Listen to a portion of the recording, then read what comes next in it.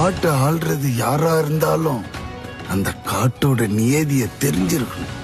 அவன் தான் உண்மையான தலைவன். காட்டை ஆள்றோம், கூட்டத்தை ஆள்றோம்னு யார் வேணும்னாலும் சொல்லிக்கலாம். ஆனா இந்த காட்டுக்கு ஒரே தலைவன் நான் தான். டேய் டிமோன், நம்மளும் போய் இந்த காட்டை ஆளலாமா? போம்பா நம்ம காட்டை ஆள பிறந்தவங்கல்ல, கவலை இல்லாம வாழ பிறந்தவங்க.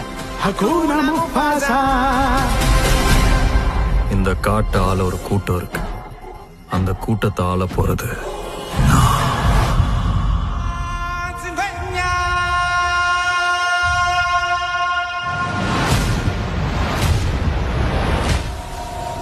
அவங்க தகுதிக்கு ஏத்த மாதிரி ஒரு பதவியை தேர்ந்தெடுக்கலாம்னு அவங்க நினைக்கலாம். ஆனா யார, எங்க, எப்போ, எப்படி தேர்ந்தெடுக்கலாம்னு முடிவு பண்றது அந்த பதவிதான். சரி, இப்போ அந்த பதவி யாரை தேர்ந்தெடுக்கும்?